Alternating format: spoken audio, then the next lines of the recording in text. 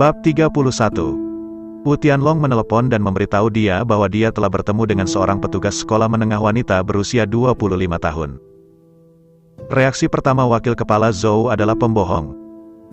Dia telah berada di zona perang selama lebih dari 20 tahun, dan dia belum pernah melihat seorang perwira tinggi berusia 25 tahun, dan dia masih seorang wanita.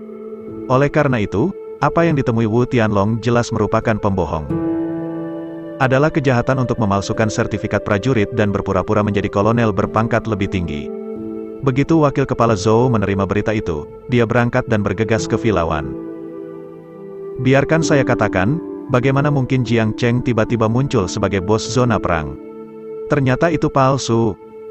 Wu Tianlong, yang sangat sopan sedetik yang lalu, langsung menjadi bangga. Melihat tatapan Hao Kun Qin, dia penuh dengan keserakahan. Awalnya, dia ingin mengambil keuntungan dari permusuhan antara Hao Kun Qin dan putranya Wu Yunfeng. Biarkan Hao Kun Qin mengambil setengah dari saham grup Cuijing sebagai kompensasi. Tapi sekarang, bawahan Hao Kun Qin berani berpura-pura menjadi kolonel berpangkat lebih tinggi di zona perang, dan mereka masih ditanam di tangannya.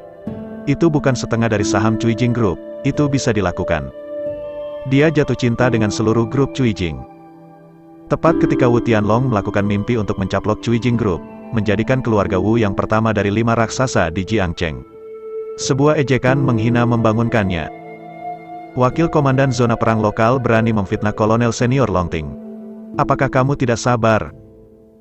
Jiao Qi memandang wakil komandan Zhou dengan dingin, dengan ejekan tanpa akhir di matanya. Meskipun wakil kepala Zhou bertanggung jawab, dia memegang gelar perwira sekolah terbaik, 1 tingkat lebih tinggi darinya. Tapi Longting adalah barak khusus pertama di kerajaan Xia besar. Sebagai jenderal naga senior di Istana Naga, salah satu dari 9 putra naga. Status Jiao Qi jauh lebih tinggi daripada pejabat sekolah biasa. Belum lagi wakil kepala Zhou, dia hanyalah sosok nomor 2 di zona perang Jiangcheng. Bahkan Zhao Qingyun, orang tertinggi yang bertanggung jawab atas zona perang Jiangcheng, statusnya lebih rendah darinya. Ketika Wu Tianlong mendengar kata-kata Jiao Qi, dia tidak bisa menahan untuk tidak mencibir. Ketika semuanya sampai sekarang, apakah Anda masih harus bertahan? Saya tidak berpikir Anda dapat melihat peti mati atau menangis. Wu Tianlong tidak memperhatikan. Wajah wakil kepala Zhou di samping sedikit berubah saat ini. Sebagai orang nomor 2 di zona perang Jiangcheng, dia secara alami telah mendengar reputasi Longting. Di zona perang biasa, memang tidak ada perwira tinggi pada usia 25 dan 16 tahun. Tapi di Longting, apalagi seorang kolonel senior berusia 25 tahun. Bahkan komandan junior memilikinya. Anda tahu, Raja Naga, Komandan Longting, baru berusia 28 tahun. Tetapi dia memiliki gelar komandan superior, dan dia membawa 3 bintang jenderal di pundaknya. Saya perlu memeriksa sertifikat prajurit Anda, kata wakil kepala Zhou dengan suara berat. Jiao Qi membuangnya, dan melemparkan kartu prajuritnya kepada wakil kepala Zhou. Setelah menerima sertifikat prajurit, wakil kepala Zhou dengan hati-hati memeriksanya beberapa kali dan memastikan bahwa sertifikat prajurit itu asli. Ini membuktikan bahwa Jiao Qi memang kolonel superior Longting. Ada masalah. Wakil kepala Zhou mengerutkan kening. Dia menarik napas dalam-dalam, memasang senyum di wajahnya, dan berkata, ternyata itu salah paham. Saya sangat tersinggung sebelumnya, dan saya berharap kolonel atasan untuk pengampunan. Saya bersedia mengatur meja untuk jamuan makan dan kolonel Qi atasan Qi minta maaf. Wakil kepala Zhou juga seorang pria yang bisa menekuk dan meregangkan tubuh. Setelah mengetahui identitas Jiao Qi, dia segera mengubah wajahnya. Wu Tianlong tertegun sejenak, dan wajahnya langsung berubah. Kesalahpahaman antara wakil komandan Zhou dan Qi petugas sekolah tinggi Qin semuanya disebabkan oleh saya. Tentu saja saya ingin mengatur perjamuan ini. Selain itu, keluarga Wu saya juga bersedia memberikan 100% dari Wu Group. 10 saham, sebagai hadiah. Sebagai kepala keluarga Wu Tianlong masih memiliki sedikit keberanian. Dari kata-kata wakil kepala Zhou, dia sudah mengerti bahwa Jiao Qi memang seorang kolonel yang unggul di zona perang. Dan dia bukan perwira tinggi biasa. Ini menunjukkan bahwa latar belakang Hao Kun Qin bahkan lebih menakutkan dari yang dia duga sebelumnya. Mungkin itu komandan tingkat menengah, atau bahkan keturunan komandan tingkat tinggi. Untuk menenangkan kemarahan Hao Kun Qin, Wu Tianlong langsung mengambil 10% saham Wu Group sebagai kompensasi. Sebagai salah satu dari 5 raksasa di Jiangcheng, keluarga Wu memiliki total aset lebih dari 1 miliar. 10% saham grup Wu bernilai lebih dari 100 juta. Permintaan maaf ini cukup mewakili ketulusan keluarga Wu. Ketika Wakil Jenderal Zhou di samping mendengar ini, dia tidak bisa menahan diri untuk tidak mengangguk. Setelah menonton lelucon ini, Hao Kunkin terkekeh dan perlahan berkata, Patriark Wu berencana untuk meminta maaf. Itu adalah kesalahan keluarga Wu, jadi saya secara alami harus meminta maaf. Saya harap Tuan Qin memiliki banyak hal dan tidak mengambil hati hal-hal sebelumnya, kata Wu Tianlong datar. Hao Kunkin berkata dengan ringan, mudah bagiku untuk memaafkan keluarga Wu, selama keluarga Wu mundur dari 5 raksasa teratas di Jiangcheng. 5 raksasa di Jiangcheng bukan hanya gelar. Ini adalah manifestasi dari status dan sumber daya keuangan. Hao Kunkin meminta keluarga Wu untuk menarik diri dari daftar 5 raksasa di Jiangcheng. Implikasinya adalah membiarkan keluarga Wu melepaskan posisinya sebagai keluarga kaya dan mengecilkan bisnis keluarga. Wajah Wu Tianlong tiba-tiba menjadi sulit untuk dilihat setelah mendengar ini. Saudara Qin, beri saya wajah ke Lao Zhou. Jika Anda berpikir bahwa 10% dari sahamnya agak terlalu kecil, saya akan mengambil alih dan membiarkan keluarga Wu mengambil 15% dari saham sebagai kompensasi. Bagaimana? Komando Wakil Da Zhou dan jalan berlumpur. Dari kata-kata Wu Tianlong sebelumnya, dia tahu bahwa Hao Kunkin bermarga Qin. Untuk lebih dekat, dia langsung memanggil Hao Kunkin sebagai saudara laki-laki Qin. Sebagai pendukung keluarga Wu, dia masih memiliki hak untuk berbicara. 15% saham grup Wu bernilai lebih dari 150 juta.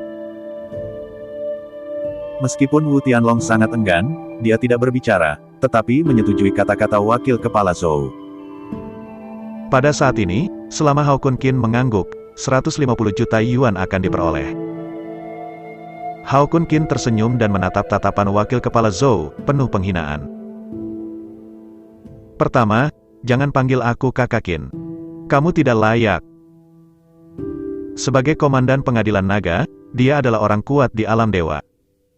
Mereka yang memenuhi syarat untuk memanggilnya saudara Qin dapat menghitung seluruh kerajaan Xia besar dengan satu tangan. Wakil Komandan Zhou hanyalah sosok nomor 2 di zona perang lokal, dan dia tidak layak untuk membawa sepatu. Kedua, hanya 15% dari saham grup Wu. Jika saya mau, saya dapat membeli seluruh grup Wu dengan mulut saya. Aset grup Wu hanya 1 miliar. Uang yang dia habiskan hari ini jauh lebih dari 1 miliar. Ketiga, saya mengatakan bahwa saya ingin keluarga Wu mundur dari 5 raksasa teratas di Jiangcheng. Maka kita harus mundur. Ini bukan diskusi, tetapi perintah. Tidak ada yang bisa menghentikannya apa yang ingin dilakukan Hao Kunkin. Belum lagi pendukung keluarga Wu adalah wakil komandan Zhou. Bahkan Komandan Li, orang tertinggi yang bertanggung jawab atas zona perang Provinsi Fengdong, harus patuh. Kata-kata Hao Kunkin langsung membuat marah wakil kepala Zhou. Nama keluarga Qin, kamu pikir kamu siapa? Bagaimana dengan orang di sebelahmu ini, bahkan jika itu adalah kolonel tingkat tinggi Longting? Di sini Jiangcheng adalah sasis Laosu. Ini mengganggu Laosu dan membuatmu tidak bisa makan. Bab 32. Meskipun Longting adalah barak khusus pertama di kerajaan Xia besar, itu jauh di teater barat. Pengaruhnya di Provinsi Fengdong terbatas.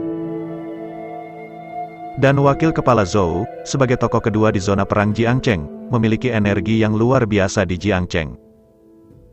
Itu benar-benar membuatnya kesal, bahkan jika Jiaoqi adalah kolonel atasan Longting, dia pasti akan menahannya. Itu hanya harus membayar harga tertentu. Biarkan aku tidak makan dan berjalan-jalan.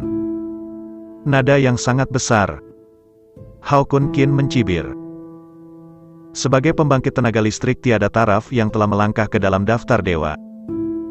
Melihat seluruh kerajaan Great Xia, tidak ada satupun yang bisa membuat Anda ingin berjalan-jalan. Hao Kunkin meminta Jiaoqi untuk menelepon telepon Zhao Qingyun. Setelah beberapa saat, panggilan itu terhubung. Hao Kunkin mengambil telepon dan berkata dengan dingin, Zhao Qingyun, kamu sangat bagus di teater Jiangcheng. Apa yang terjadi kemarin baru saja berlalu. Hari ini, wakil komandan teatermu, Zhou, biarkan aku berkeliling. Di ujung telepon yang lain, Zhao Qingyun sangat ketakutan sehingga dia segera meminta maaf. Hao Kun Qin memotongnya secara langsung, "Saya akan memberi Anda waktu setengah jam untuk datang ke villa nomor 1 di Cui Jingyuan. Jika Anda tidak berhasil, Anda akan menanggung risiko sendiri." Setelah itu, dia menutup telepon. Wakil Presiden Zhou sedikit mengernyit. Dia tidak berharap Hao Kun Qin mengenal Zhao Qingyun. Namun, tidak ada banyak kekhawatiran di matanya. Meskipun Zhao Qingyun adalah orang tertinggi yang bertanggung jawab atas zona perang Jiangcheng, posisinya berada di atasnya. Tapi keduanya adalah pejabat sekolah tinggi. Kekuatan di tangannya tidak kurang dari Zhao Qingyun. Ditambah dengan hubungannya dengan keluarga Wu, dia telah mengumpulkan banyak kontak. Di perbatasan Jiangcheng, energinya pasti melampaui Zhao Qingyun. Apa yang dia katakan di telepon tadi? Apakah masalah kemarin merujuk pada Su Zipeng? Perasaan tidak enak melonjak di hati wakil kepala Zhou. Tapi setelah beberapa saat, dia menekan ide itu. Su Zipeng diberhentikan untuk penyelidikan dan penuntutan. Alasan yang diberikan adalah bahwa dia dipukul dengan todongan senjata selama serangan hebat di zona perang Provinsi Fengdong, dan dia ditangkap sebagai contoh tipikal. Jika karena menyinggung perasaan orang, maka orang yang menembak harus setingkat atau di atas pangkat komandan muda di teater. Dan Jiao Qi di samping Hao Kun Qin hanyalah kolonel superior Longting. Sama sekali tidak ada energi yang begitu besar. Karena itu, apa yang dikatakan Hao Kun Qin di telepon tentu saja tidak merujuk pada Su Zipeng. Hanya 20 menit kemudian, Zhao Qingyun mengendarai kendaraan off-road militer dan berlari masuk. Dengan cemas berkeringat deras. Ketika wakil kepala Zhou melihat Zhao Qingyun, dia ingin menyapanya. Tapi Zhao Qingyun bahkan tidak melihatnya. Dia bergegas ke Hao Kun Qin, berdiri dan memberi hormat, dan berteriak, "Bawahan telah melihat Raja Naga." Wakil kepala Zhou, yang masih marah, terkejut ketika mendengar apa yang dikatakan Zhao Qingyun. "Raja Naga?" Zhao Qingyun berdiri dan memberi hormat, membuktikan bahwa level Hao Kun Qin pasti lebih tinggi darinya. Mengingatkan identitas Jiao Qi, dia adalah kolonel senior Longting. Panglima Longting, yang kebetulan bermarga Qin. Identitas Hao Kun Qin sudah jelas dengan sendirinya. Kulit wakil kepala Zhou menjadi pucat dalam sekejap, seperti selembar kertas putih. Kakinya melunak dan dia langsung tersungkur di tanah. Wakil Komandan Zhou berpikir bahwa dia baru saja mengatakan sesuatu yang membuat Komandan Longting tidak bisa makan. Jika kalimat ini tersebar, dia pasti akan dicabik-cabik oleh tentara di zona perang. Tidak heran Su Zipeng tiba-tiba dipecat dan diselidiki. Tidak heran zona pertempuran Provinsi Fengdong tiba-tiba akan melakukan serangan hebat. Ternyata semuanya karena Hao Kun Qin. Jika dia tidak dapat mengetahuinya saat ini, Su Zipeng telah menyinggung Hao Kun Qin hari ini dan dipecat untuk penyelidikan. Itu akan bodoh seperti babi. Raja Naga, bawahannya telah disihir oleh Wu Tianlong sekarang sebelum mereka berbicara liar kepada Raja Naga. Saya mohon Raja Naga untuk belas kasihan dan belas kasihan bawahannya lain kali. Bawahan tidak akan pernah berani lagi. Wakil Komandan Zhou, yang sadar kembali, buru-buru memohon belas kasihan. Dan semua tanggung jawab dipindahkan ke Wu Tianlong. Saya tahu sekarang bahwa saya memohon belas kasihan. Sudah terlambat, kata Hao Kun Qin dingin. Saya tidak berpikir Anda cocok untuk posisi wakil komandan zona perang Jiangcheng, jadi ambil inisiatif untuk mundur. Jangan biarkan saya mengambil tindakan. Ketika Wakil Jenderal Zhou mendengar ini, matanya menunjukkan keputusasaan. Dia tahu dia sudah berakhir. Tanpa posisi wakil komandan teater Jiangcheng, dia bukan apa-apa. Kekuasaan dan kekayaan di tangannya akan jauh darinya. Adapun resistensi, dia bahkan tidak memikirkannya. Siapa Hao Kun Qin, Panglima Longting, dewa perang yang tak terkalahkan di teater barat? Jika dia berani melawan, itu tidak akan sesederhana kehilangan posisinya. Ini untuk kehilangan hidup Anda. Bawahan patuh. Wakil Kepala Zhou menanggapi dengan pahit. Setelah kembali ke teater Jiangcheng, ia akan mengambil inisiatif untuk melaporkan dan mengundurkan diri dari posisi wakil komandan teater Jiangcheng. Zhao Qingyun di samping melihat semua ini dengan acuh tak acuh. Seperti Su Zipeng, wakil komandan Zhou berakhir seperti ini, dan dia sepenuhnya bertanggung jawab untuk itu. Tidak layak mendapat simpati sedikit pun. Apa yang terjadi kemarin dan hari ini juga membuat Zhao Qingyun sadar akan kelalaiannya. Meskipun dia tidak terlibat, tetapi di zona perang di bawah yurisdiksinya, dua sampah muncul. Itu adalah kegagalan manajemennya. Sudah waktunya untuk memperbaiki teater Jiangcheng. Zhao Qingyun diam-diam berkata dalam hatinya. Setelah menyelesaikan wakil kepala Zhou, Ha Kyun-kin mengalihkan perhatiannya ke Wu Tianlong, yang penuh dengan kengerian. Sekarang, bisakah keluarga Wu mundur dari 5 raksasa di Jiangcheng? Hao Kun-kin berkata dengan acuh tak acuh. Berhenti, keluarga Wu saya akan mundur sekarang. Wu Tianlong berbicara dengan cepat, menganggukkan kepalanya seperti ayam yang mematuk nasi.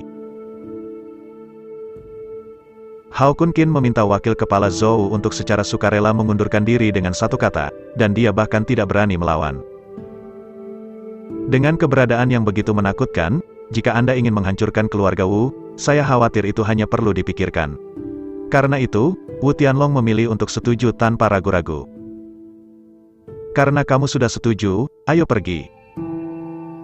Hao Kun-kin mengangkat tangannya dan meneruskan. Wu Tianlong buru-buru mengambil preman dan melarikan diri dari Villa Wan. Melihat Wu Tianlong melarikan diri untuk hidupnya, Hao Kun-kin menggelengkan kepalanya sedikit dan menghela nafas sedikit. Saya telah melihat 3 dari 5 raksasa di Jiangcheng, semuanya sombong dan menggertak. Orang-orang seperti itu juga layak menjadi pengusaha Jiangcheng. Mewakili 5 raksasa di Jiangcheng, keluarga Fang, keluarga Ye, keluarga Sun, keluarga Wu, keluarga Su. Keluarga Fang, keluarga Wu, dan keluarga Su yang telah berurusan dengannya adalah mereka bertiga. 2 sisanya, meskipun mereka belum berurusan satu sama lain. Tapi 5 raksasa berdiri berdampingan, itu bukan hal yang baik untuk datang. Awalnya, suasana komunitas bisnis Jiangcheng bagus. Tapi karena keluarga Fang menjadi yang pertama dari 5 raksasa, suasananya menjadi semakin buruk. Zhao Qingyun menghela nafas. Jika suasananya buruk, itu harus diperbaiki. Karena 5 raksasa saat ini busuk sampai ke tulang, mereka tidak berguna. Kemudian reshuffle kartu dan ganti dengan 5 raksasa baru. Mata Hao Kun-kin sangat dingin. Dia adalah Panglima Longting dan Santo pelindung kerajaan Xia besar. Dia menjaga lebih dari perbatasan barat. Ini adalah seluruh negara Xia hebat. Karena etos komunitas bisnis Jiangcheng telah memburuk, ia memiliki tanggung jawab dan kewajiban untuk melenyapkan kejahatan ini. Kembalikan Jiangcheng ke dunia yang brilian. Bab 33. Keesokan harinya, berita keluar dari zona perang Jiangcheng. Wakil Komandan Zhou, tokoh peringkat kedua di zona perang Jiangcheng, tiba-tiba menyerahkan pengunduran dirinya dan secara sukarela pensiun dari posisi wakil komandan. Komando teater Fengdong telah disetujui. Selain itu, Wu Tianlong, kepala keluarga Wu, tiba-tiba mengumumkan bahwa keluarga Wu telah mundur dari 5 raksasa teratas di Jiangcheng. Mulai hari ini, bisnis keluarga akan dikontrak dan tidak lagi berpartisipasi dalam kegiatan apapun. Selain itu, Wu Tianlong mengumumkan aturan rumah baru. Setiap anak dari keluarga Wu tidak boleh menggertak orang lain atau memprovokasi benar dan salah. Pelanggar, usir keluarga Wu. Keluarga Wu, yang awalnya arogan dan mendominasi, langsung menjadi sangat rendah hati. Bahkan bukan keluarga kelas 3 biasa. 2 berita mendadak tiba-tiba menyebabkan kegemparan di Jiangcheng. Di dalam Villa Fang, Fang Ziyuan mengangkat alisnya sedikit ketika dia menerima berita itu. Tampaknya wakil komandan Zhou ini, seperti Su Zipeng, terlibat dalam serangan hebat ini di teater provinsi Fengdong. Menurutnya, orang nomor 2 di zona perang Jiangcheng dapat diizinkan untuk mengundurkan diri atas inisiatif mereka sendiri. Hanya zona perang provinsi Fengdong yang dapat mengambil tindakan. Adapun pengumuman keluarga Wu untuk mundur dari 5 raksasa di Jiangcheng, Fang Ziyuan tidak terkejut sama sekali. Wakil kepala Zhou adalah pendukung keluarga Wu. Banyak orang di Jiangcheng mengetahui hal ini, dan dia tentu saja tidak terkecuali. Pelindung jatuh, dan keluarga Wu saat ini secara alami memilih untuk tidak menonjolkan diri. Fang Ziyuan sama sekali tidak menghubungkan kedua hal ini dengan Hao Kunkin. Bahkan lebih tidak diharapkan bahwa pengunduran diri wakil kepala Zhou, dan penarikan keluarga Wu dari 5 besar di Jiangcheng, semuanya dilakukan oleh Hao Kunkin. Jiangcheng baru-baru ini agak gelisah. Fang Ziyuan menghela nafas dengan emosi. Dia melambaikan tangannya, memanggil sekretaris yang berdiri di pintu, dan bertanya, "Bagaimana Anda melakukan apa yang saya katakan?" "Kembali ke ketua, saya sudah melakukan semuanya sesuai dengan instruksi Anda." Sekretaris dengan cepat membuka tas kerja, mengeluarkan kontrak darinya, dan menyerahkannya dengan hormat kepada Fang Ziyuan. Fang Ziyuan menerima kontrak itu dengan santai, membukanya, dan sedikit mengangguk. "Hao Kunkin, biarkan aku melihat bagaimana kamu bertarung denganku." Mulut Fang Ziyuan mencibir. Pada saat ini, Big Ben berhenti di bawah dalam tabung. Pasangan parubaya berpakaian rapi, membawa hadiah mewah, berjalan menuju 302. Ketika Hokin melihat kedatangan pasangan parubaya itu, wajahnya tiba-tiba menunjukkan kegembiraan. "Ayo, bawa sesuatu, buang-buang uang." Orang-orang di sini adalah adik dan adik Hokin, yaitu paman kedua Hao Kunkin dan bibi kedua Qin Feng dan Feng Chunli. "Tidak apa-apa, saudaraku, itu semua adalah suplemen, yang baik untuk kesehatanmu," jawab Qin Feng sambil tersenyum. Feng Chunli di samping sangat dingin. "Ambillah, saudaraku, hadiah ini bernilai lebih dari 10.000. Ini setara dengan gajimu selama beberapa bulan." Setelah mengatakan itu, Feng Chunli mengerutkan kening dan berkata dengan nada kritis, "Bukannya aku mengatakan kakak laki-lakimu. Hadiahnya pasti untuk memberikan beberapa barang mewah. Kamu dapat melihat sekilas beberapa kilogram teh curah yang kamu berikan kami. Ini sangat murah. Bagaimana saya bisa meminumnya?" Setelah mendengar ini, Hao Kunkin memiliki tatapan dingin di matanya. Bibi kedua Feng Chunli, keluarganya berbisnis, dan keluarganya relatif kaya. Tapi dia sangat angkuh. Meskipun perilaku paman kedua baik, tetapi istrinya keras. Bibi kedua bertanggung jawab atas semua hal dalam keluarga. Sebelum dia lulus dari universitas, bibinya yang kedua tidak pernah memandang rendah rumah mereka. Tidak pernah berjalan-jalan. Dan ketika dia lulus dari universitas, dia mendirikan Tianfang Group dan menjadi pendatang baru di Jiangcheng. Sikap bibi kedua segera menjadi lebih rajin, membawa barang-barang ke rumah mereka setiap hari. Tapi 6 tahun lalu, dia dijebak oleh keluarga Fang dan dipenjara. Bibi kedua tidak pernah datang ke rumahnya lagi. Hari ini, bibi kedua datang ke pintu tiba-tiba, dan dia juga membawa hadiah. Hao Kunkin tidak perlu memikirkannya untuk mengetahui bahwa pasti ada yang salah dengan bibi kedua. Seperti yang diharapkan Hao Kunkin, Feng Chunli dan ayahnya mengobrol beberapa kata sebelum mengalihkan topik pembicaraan kepadanya. "Ya Tuhan, apa yang dibebaskan? Orang-orang yang telah berada di penjara tidak mudah mencari pekerjaan ketika mereka keluar. Apakah Anda ingin bibi kedua Anda membantu Anda menghubungi?" Feng Chunli memiliki senyum munafik di wajahnya. Hao Kunkin menjawab dengan acuh tak acuh, "Tidak, saya bekerja di zona perang sekarang."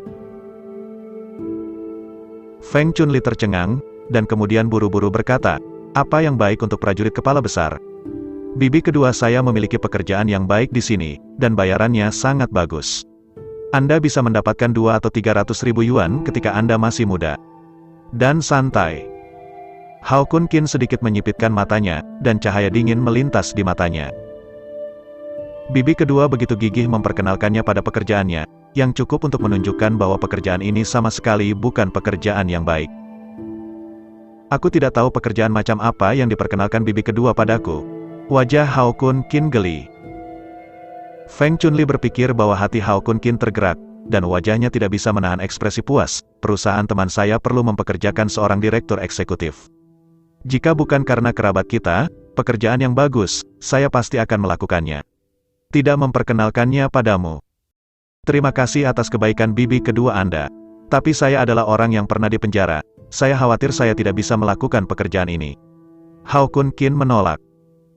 Feng Chunli segera cemas ketika dia mendengar ini. "Jangan khawatir, saya sudah setuju dengan teman-teman saya.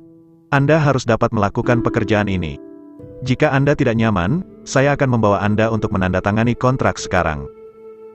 Dengan mengatakan itu, Feng Chunli membawa Hao Kun Qin dan berjalan keluar. Melihat semangat di wajah Feng Chunli, Hao Kun Qin hanya bisa mencibir di dalam hatinya. Dia ingin melihat apa yang bisa dilakukan bibi kedua. Ayah, aku akan melihat perusahaan yang dikatakan bibi keduaku, dan aku akan segera kembali. Hao Kun Qin menoleh dan berkata kepada Ho Qin, meyakinkannya. Lalu biarkan Feng Chunli membawanya dan berjalan keluar rumah. Jiao Qi, yang telah menunggu di luar gedung tabung, melihat Hao Kun Qin turun, dan hendak memulai humor. Tapi Hao Kun Qin mengedipkan matanya dan memintanya untuk tinggal di gedung tabung. Ketika Qi mencium ini, dia menghentikan gerakannya. Melihat Hao Kun Qin, dia masuk ke BMW Feng Chunli dan pergi.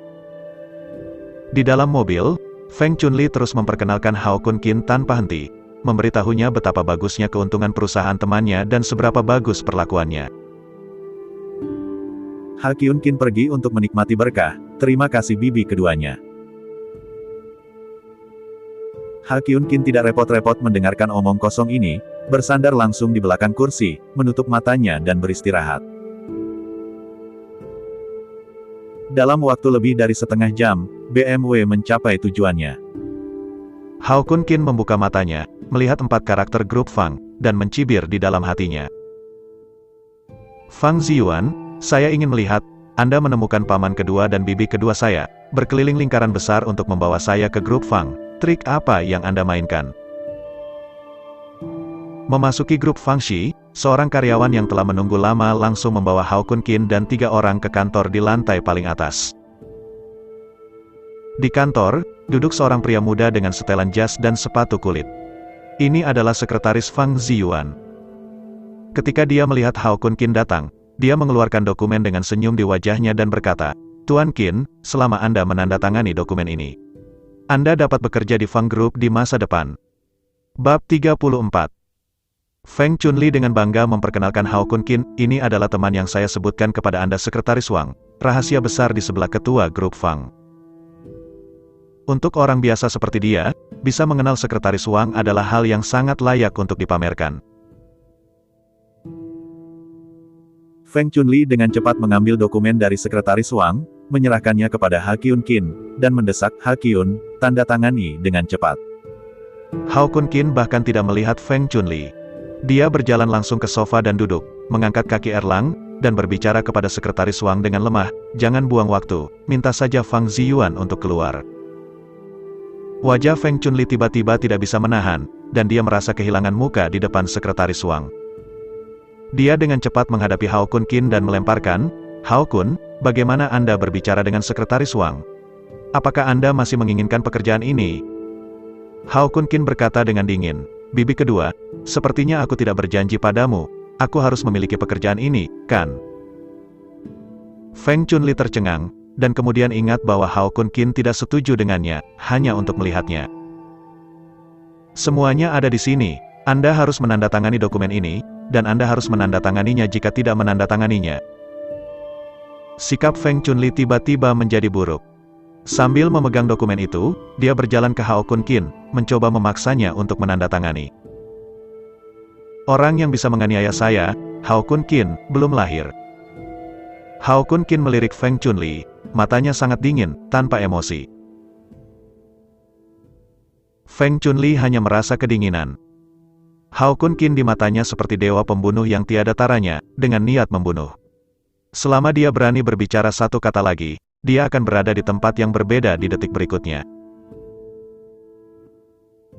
Hao Kun Qin mengalihkan pandangannya keluar kantor, dan berkata dengan dingin, Fang Ziyuan, setelah menonton drama panjang ini, saatnya masuk. Suara itu jatuh, dan sesosok mendorong pintu, itu adalah Fang Ziyuan.